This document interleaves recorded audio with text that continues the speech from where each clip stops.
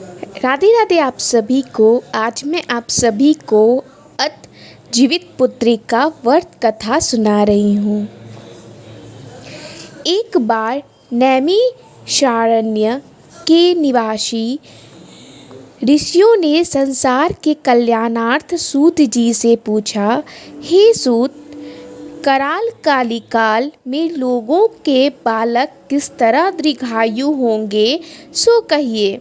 सूत जी बोले, जब द्वापर का अंत और कलयुग का आरंभ था, उसी समय बहुत सी शोकाकुल स्त्रियों ने आपस में सलाह की कि क्या इस कलयुग में माता के जीवित रहते पुत्र मर जाएंगे। जब वे आपस में कुछ निर्णय नहीं कर सकीं, तब गौतम जी के पास पूछने के लिए गई। जब उनके पास पहुंची तो उस समय गौतम जी आनंद के साथ बैठे थे। उनके सामने जाकर उन्होंने मस्तक झुकाकर प्रणाम किया। तदंतर स्त्रियों ने पूछा, हे प्रभु, इस कलयुग में लोगों के पुत्र किस तरह जीवित रहेंगे? इसके लिए कोई व्रत या तप हो तो कृपा करके बतलाइए। इस तरह उनकी बात सुनकर गौतम जी बोले, आपसे मैं वही बात कहूँगा जो मैंने पहले से सुन रखी है।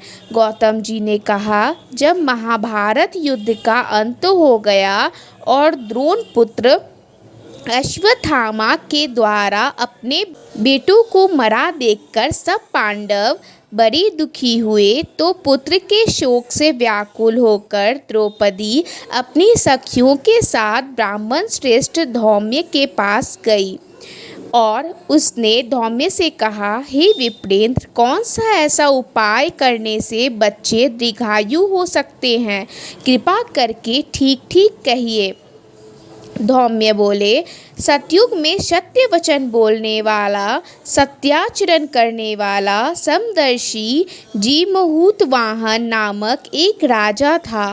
एक बार वह अपनी स्त्री के साथ अपनी ससुराल गया और वहाँ रहने लगा। एक दिन आधी रात के समय पुत्र के शोक से व्याकुल कोई स्त्री रोने लगी, क्योंकि वह अपने बेटे के दर्शन से निराश हो चुकी थी। उसका पुत्र मर चुका था। वह रोती हुई कहती थी, हाय, मुझ बूढ़ी माता के सामने मेरा बेटा मरा जा रहा है। उसका रुदन सुनकर राजा जीमूतवाहन का तो मानो हृदय विदीर्ण हो गया। वह तत्काल उस स्त्री के पास गया और उससे पूछा, तुम्हारा बेटा कैसे मरा है? बूढ़ी ने कहा, गरुड़ प्रतिदिन आकर गांव के लड़कों को खा जाता है। इस पर दयालु राजा ने कहा, माता, अब तुम रो मत, आनंद से बैठो, मैं तुम्हारे बच्चे को बचाने का यत्न करता हूँ। ऐसा कहकर राजा उस स्थान पर गया जहाँ गरुड़ आकर प्रतिदिन मांस खाया करता था। उसी समय गरुड़ भी उस पर टूट पड़ा और मांस खाने लगा। जब अतिशय तेजस्वी गरुड़ ने राजा का बायां अंग खा लिया, तो झटपट राजा ने अपना दाहिना अंग फेरकर गरुड़ के सामने कर दिया। उसे यह देखकर गरुड़ जी ने कहा, तुम कोई देवता हो? कौन हो तुम? मनुष्य तो नहीं जान पड़ते। अच्छा, अपना जन्म और कुल बताओ। पीड़ा से व्याकुल मन वाले राजा ने कहा, हे पक्षीराज, इस तरह के प्रश्न करना व्यर्थ है। तुम अपनी इच्छा भर मेरा मांस खाओ। यह सुनकर गरुड़ रुक गए और बड़े आदर से राजा के जन्म और कुल की बात पूछने लगे। राजा ने कहा, मेरी माता का नाम शैव्या और मेरे पिता का नाम शालिवाहन है।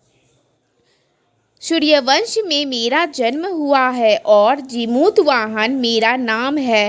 राजा का दयालुता देखकर गरुड़ ने कहा, हे महाभाग, तुम्हारे मन में जो अभिलाषा हो वह वर मांगो। राजा ने कहा, हे पक्षीराज, यदि आप मुझे वर दें तो वर दीजिए कि आपने अब तक जिन प्राणियों को खाया है वे सब जीवित हो जाएं। हे स्वामिन, आप अब से आप यहाँ बालकों को ना खाएं और कोई ऐसा उपाय करें कि जहाँ जो उत्पन्न हो वे लोग बहुत दिनों तक जीवित रहें। धौम्य ने कहा कि पक्षीराज गरुड़ राजा को वरदान देकर स्वयं अमृत के लिए आगलोक चले गए। वहां से अमृत लाकर उन्होंने उन मरे मनुष्यों की हड्डियों पर बरसाया। ऐसा करने से सब लोग जीवित हो गए जिनको कि पहले गरुड़ ने खाया था। राजा के त्याग और गरुड़ की कृपा से वहाँ बालों का बहुत कष्ट दूर हो गया। उस समय राजा के शरीर की शोभा दुनी हो गई थी। राजा की दयालुता देखकर गरुड़ ने फिर कहा, मैं संसार के कल्याणार्थ एक और वरदान दूंगा। आज आश्विन महीना के कृष्ण पक्ष सप्तमी तिथि से रहित शुभ अष्टमी तिथि है। आज ही तुमने यहाँ की प्रजा को जीवन दान दिया है। हे वत्स, अब से यह दिन ब्रह्म भाव हो गया है, जो मूर्ति भेद से विविध नामों से विख्यात है। वहीं त्रिलोक्य से पूजित दुर्गा अमृत प्राप्त करने के अर्थ में जीवित पुत्रिका कहलाई है। अतः इस तिथि को जो स्त्रियां उस जीवित पुत्रिका की और कुश की आकृति बनाकर तुम्हारी पूजा करेंगी तो दिनों दिन उनका सौभाग्य बढ़ेगा और वंश की भी बढ़ोतरी बढ़ती होती रहेगी। हे महाभाग, इस विषय में विचार करने की भी आवश्यकता नहीं है। हे राजन, सप्तमी से रहित और उद्या तिथि की अष्टमी को व्रत करें, यानी सप्तमी विद अष्टमी जिस दिन हो उस समय व्रत ना करे कर शुद्ध अष्टमी को व्रत करें और नवमी में पारण करें। यदि इस पर ध्यान न दिया गया तो फल तो नष्ट हो ही जाएगा और सौभाग्य भी अवश्य नष्ट हो जाएगा। जिमूत वाहन को इस तरह का वरदान देकर गरुड़ वैकुंठ धाम को चले गए और राजा भी अपनी पत्नी के साथ अपने नगर को वापस चले आए। धौम्य द्रौपदी से कहते हैं, हे देवी, मैंने यह अतिशय दुर्लभ व्रत तुमको बताया है। इस व्रत को करने से बच्चे दीर्घायु होते हैं। हे देवी, तुम भी प्रोक्त विधि से यह व्रत और दुर्गा जी का पूजन करो तो तुम्हें अभिलाषित फल प्राप्त होगा। मुनिराज, धौम्य की बात सुनकर द्रौपदी के हृदय में एक प्रकार का कौतूहल उत्पन्न हुआ और पूर्ववासिनी स्त्रियों को बुलाकर उनके साथ यह उत्तम व्रत किया। गौतम ने कहा, यह व्रत और इसके प्रभाव को किसी एक चील ने सुन लिया और अपनी सखी सियारिन को बतलाया। इसके बाद पीपल वृक्ष की शाखा पर बैठकर उस चील ने और वृक्ष के खोडर में बैठकर सियारिन ने भी व्रत किया। फिर वही चीली किसी उत्तम ब्राह्मण के मुंह से यह कथा सुन आई और पीपल के खोडर में बैठी हुई अपनी सखी सियारिन को सुनाया। सियारिन ने आधी कथा सुनी थी कि उसे भूख लग गई और वह उसी समय शव से भरे हुए शमशान में पहुंची। वहां उसने इच्छा भर मांस का भोजन किया और चिल्ली बिना कुछ खाए पिए रह गई और सवेरा हो गया। सवेरे वह गौशाले में गई और वहां गौ का दूध पिया। इस तरह नवमी को उसने पारण किया। कुछ दिनों बाद वे दोनों मर गईं और अयोध्या में किसी धनी व्यापारी के घर में जन्मी। संयोग से उन दोनों का जन्म लड़की के रूप में एक ही घर में हुआ, जिसमें सियारिन ज्येष्ठ हुई और चील छोटी। वे दोनों बहनें सभी शुभ लक्षणों से युक्त थी, इसलिए बड़ी लड़की काशीराज के और छोटी लड़की के उसके मंत्री के साथ गंगापत्य अग्नि के सामने विधि पूर्वक ब्याही गई। पूर्व जन्म के कर्मफल से वह मृगनयनी रानी हुई, जिस जिस किसी भी संतान को उत्पन्न करती वह मर जाती, और पूर्व जन्म की बातों को स्मरण करने वाली मंत्री की पत्नी ने अष्टवसुओं के सदृश तेजस्वी 8 बेटे उत्पन्न किए और सभी जीवित रह गए।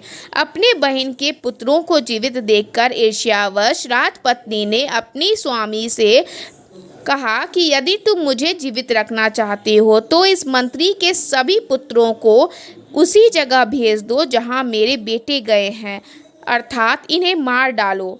यह सुनकर राजा ने उन मंत्री के पुत्रों को मारने के लिए कई प्रकार के उद्योग किए, पर मंत्री पत्नी ने जीवित पुत्रिका के पुण्य बल से बचा लिया। एक दिन राजा ने अपने आदमियों से उन पुत्रों का सिर कटवाकर पिटारी में रखवाया और वह पिटारी उनकी माता मंत्री पत्नी के पास भेज दिया, किंतु वे 8 सिर बेशकीमती जवाहरात हो गए और भले चंगे वे 8 लड़के अपनी माता के पास चले आए। उनको जीवित देखकर राजपत्नी को बड़ा विस्मय हुआ। अंत में वह मंत्री की पत्नी के पास आई और उसने पूछा, बहन, तुमने कौन सा ऐसा पुण्य किया है जिससे बार बार मारे जाने पर भी तुम्हारे बेटे नहीं मरते? इस पर मंत्री की पत्नी ने कहा, पूर्व जन्म में मैं चील थी और तुम शियारिन, दोनों ने व्रत किया था। तुमने व्रत के नियमों की भली भांति पालन नहीं किया था और मैंने किया था। इसी दोष से हे बहन तुम्हारे बेटे नहीं जीते हैं। हे राजरानी, अब भी तुम इस जीवित पुत्री का व्रत को निष्ठापूर्वक करो तो तुम्हारे बेटे दीर्घायु होंगे। मैं तुमसे सच सच कह रही हूँ। उसके कथा अनुसार रानी ने व्रत किया, तभी से उसके कई बेटे सुंदर और दीर्घायु होकर बड़े बड़े राजा हुए। सूत जी कहते हैं कि इस सब प्रकार का आनंद देने वाला मैंने यह दिव्य व्रत बतलाया। स्त्रियां चिरंजीवी संतान चाहती हो तो विधि पूर्वक यह व्रत करें। इति जीवित पुत्रिका व्रत कथा समाप्ता। जय प्रभु।